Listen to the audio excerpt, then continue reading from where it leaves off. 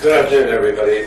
President Obama, as you know, asked me to come to London in an effort to try to de-escalate the situation in Ukraine.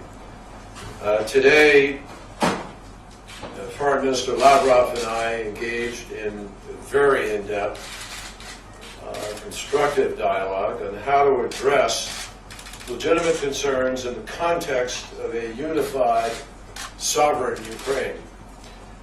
The United States strongly supports the interim government of Ukraine, and we continue to favor a direct dialogue between Ukraine and Russia as the very best way to try to resolve the crisis. I came here in good faith with constructive ideas, which we did put forward on behalf of President Obama in order to try to restore and respect the sovereignty and territorial integrity of Ukraine while addressing at the same time Russia's legitimate concerns. Foreign Minister Lavrov and I talked for a good 6 hours, and the conversation was very direct, very candid, frank, and I say constructive because we really dug into all of Russia's perceptions, their narrative, our perceptions, and the differences between us. I presented a number of ideas on behalf of the President, which we believe absolutely could provide a path forward for all the parties. However, after much discussion, the Foreign Minister made it clear that President Putin is not prepared to make any decision regarding Ukraine until after the referendum on Sunday. The United States' position on that referendum, I must say, is clear, and it's clear today. We believe the referendum is contrary to the Constitution of Ukraine, is contrary to international law, is in violation of that law, and we believe it is illegitimate. And as the President put it, illegal under the Ukrainian Constitution. Neither we nor the international community will recognize the results of this referendum.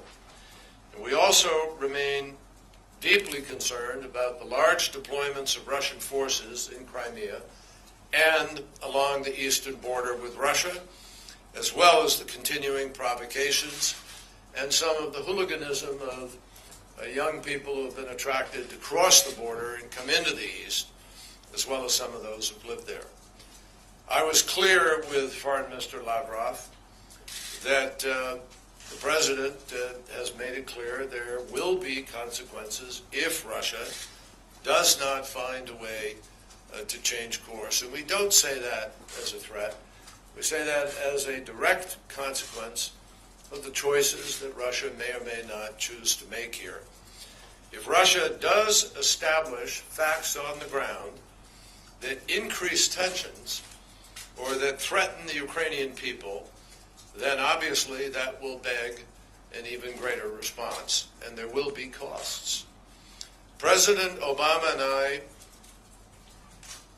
could not be more convinced that there is a better way for Russia to pursue legitimate interests in Ukraine.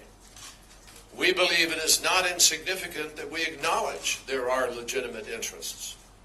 Historical, cultural, current strategic. These are real interests.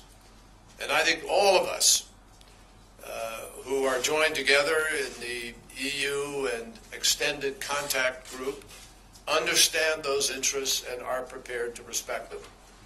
But that requires also that Russia would respect the multilateral structure that has guided our actions since World War II, and the need for all of us to try to resolve this challenge and to meet those interests through the international multilateral legal norms which should guide all of our behavior. Foreign Minister Lavrov and I talked about that, and we talked about the other options that are available. Options of dialogue, options of various contact meetings that could take place, options of international legal remedy, options of joint multilateral efforts that would protect minorities, UN options, international human rights organization options, many options for the ways in which any challenges to the safety or security or rights of people could be addressed. We are certainly prepared to join in an effort to protect those rights, whether they be the rights of Ukrainian living in the West, a Ukrainian living in the East, somebody of Russian language and Russian descent who might feel threatened. All minorities, all people should be protected. Foreign Minister Lavrov and I agreed that we are going to stay in touch in the next days on Ukraine, as well as on the other issues of concern which we are working on, Syria, Iran, and other challenges of mutual concern. Before I close, I just want to reiterate what President Obama said in the Oval Office on Wednesday when he visited with Ukrainian Prime Minister Arseniy Yatsenyuk. The United States stands with the people of Ukraine in their desire to make their own choices about their future and to be able to live their lives in a unified, peaceful, stable, and democratic Ukraine. The President said clearly that is our only interest. That is what drives us. Not a larger strategy, nothing with respect to Russia directly. We are interested in the people of Ukraine having the opportunity to have their country's sovereignty and territorial integrity respected, as we would ask that to happen for any country. So I will be briefing Prime Minister Yatsenyuk shortly, as well as all of our colleagues and counterparts in the EU and the members of the contact group. As soon as I leave here, I will engage in those briefings, and I look forward to taking a couple of questions. The first question is from Michael Gordon of the New York Times.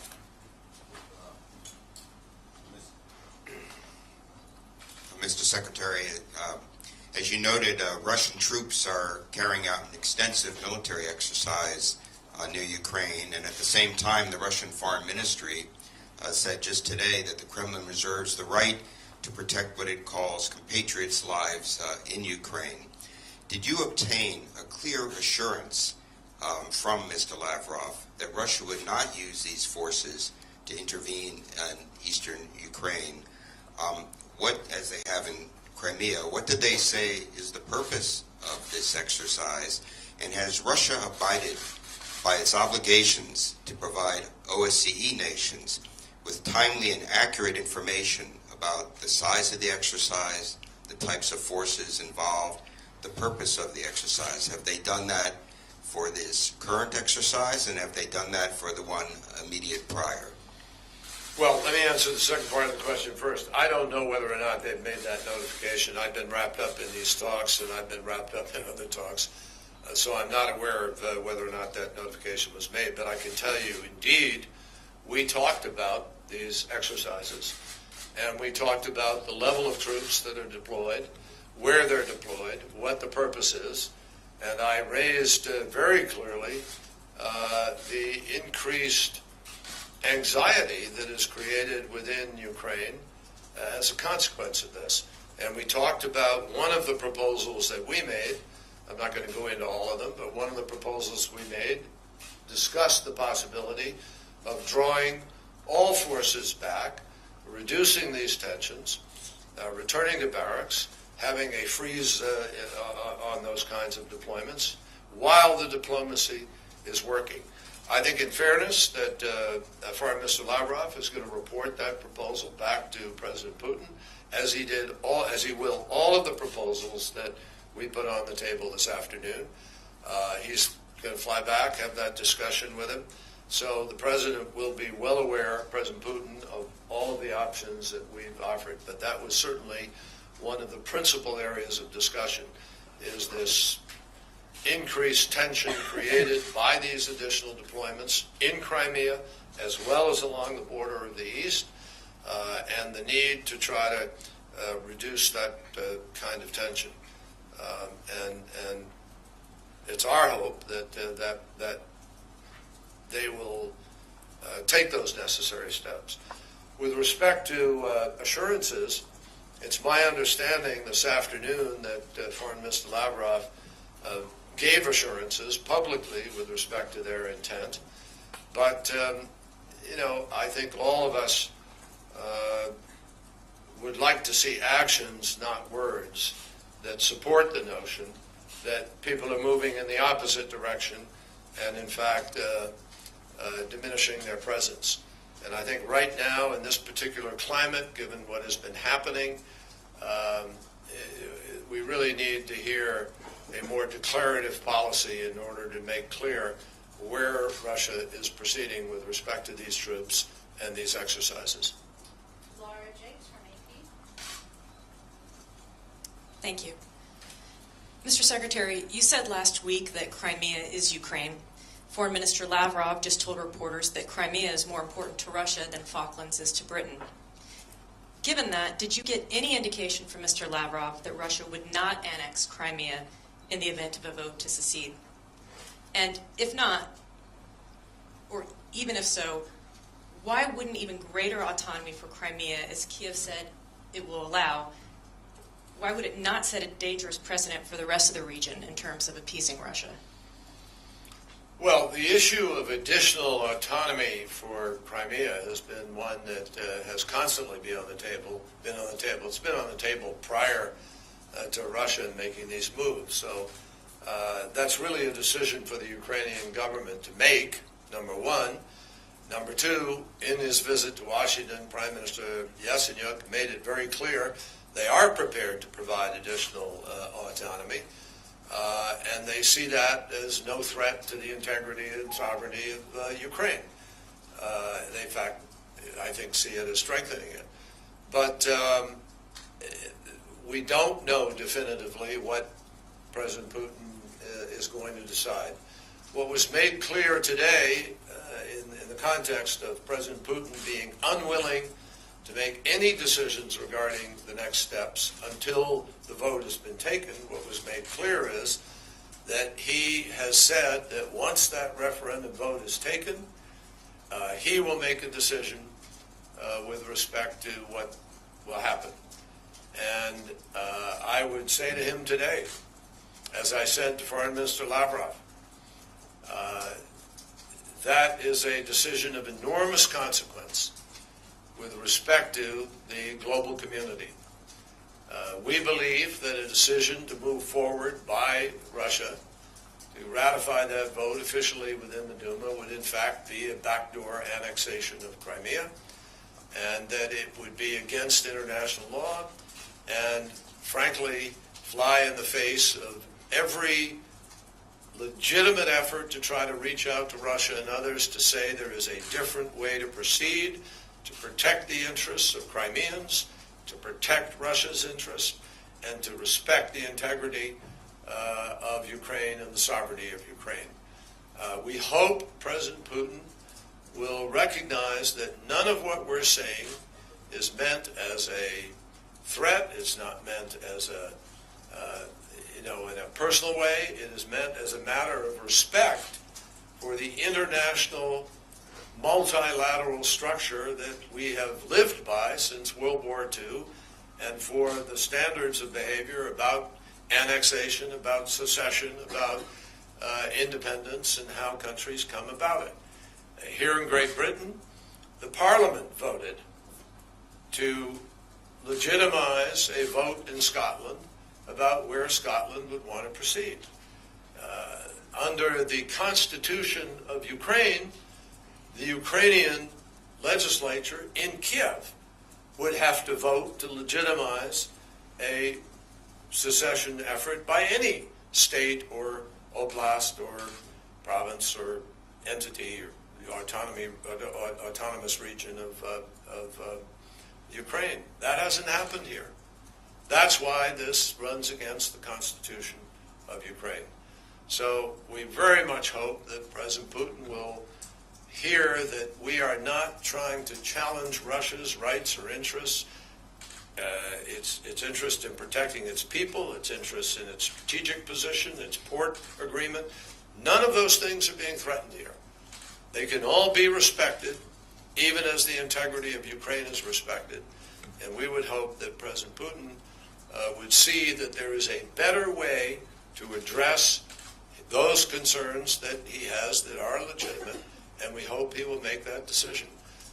He has decided not to make any other decision until that vote takes place on Sunday. The final question is from Joe Biddle of AFP. Thank you.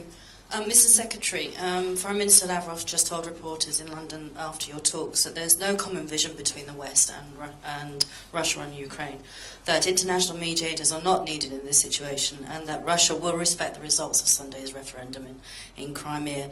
Despite your message just now to President Putin that this is not meant as a threat, do you believe that in fact the diplomacy is failing here and that they're just going to go ahead with what you just termed as a possible backdoor annexation of Crimea?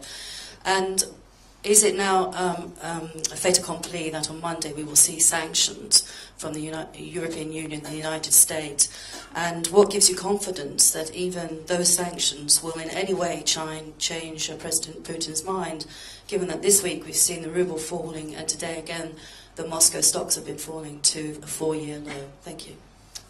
Well, I suspect the market in Russia, in Moscow, can be significantly affected by these choices. It already is being affected, and obviously if there are going to be more sanctions, I think that will have an impact. But the reality is that President Putin's statement that he will respect the vote offers him many options as to how he chooses to respect the vote. If the people of Crimea vote overwhelmingly, as one suspects they will, to affiliate or be associated with Russia, you can respect the vote by making sure that their autonomy is increased, that their needs that have prompted that vote are properly respected, without necessarily having to make a decision to annex.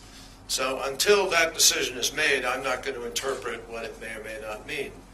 I think it's more important for President Putin to understand that we are prepared to respect his interests and rights, and that they can be fully respected, and that he can actually have a claim to have served his purpose of protecting the people that he is interested in protecting by augmenting their rights and by asserting his prerogatives at the end of this effort. So there are other options, and that's what we're continually trying to say. And until he has made his decision, those options are still on the table and alive, and we hope he will make a different set of choices. With respect to, what was the other part of your question about the... Whether there'll be sanctions automatically? Well, with respect to the President and the European community and everybody have said, if the referendum takes place, there will be some sanctions. There'll be some response, put it that way. If there's greater diplomatic opportunity that could be pursued, and that is in fact on the table, then I'm confident whatever the response is would be calibrated accordingly. But if, on the other hand, a decision is made that's negative and or flies in the face of all of the rationale that the EU and others have put on the table for the illegality, that will obviously demand some further response, which I'm confident both the EU and the United States will produce. It is not our preference. It is not where we want to go. It is not what we are choosing as a first choice. But if the wrong choices are made, then there will be no choice but to respond appropriately because of the gravity of this breach of international standard, breach of international law, and challenge, frankly, to the global standard by which nations have been called on to try to behave. And we believe that the consequences are consequences that could be felt in many other parts of the world. There are many places where people might take the wrong lesson from that, and I think many people are concerned about that. Thank you all very, very much. Thank you.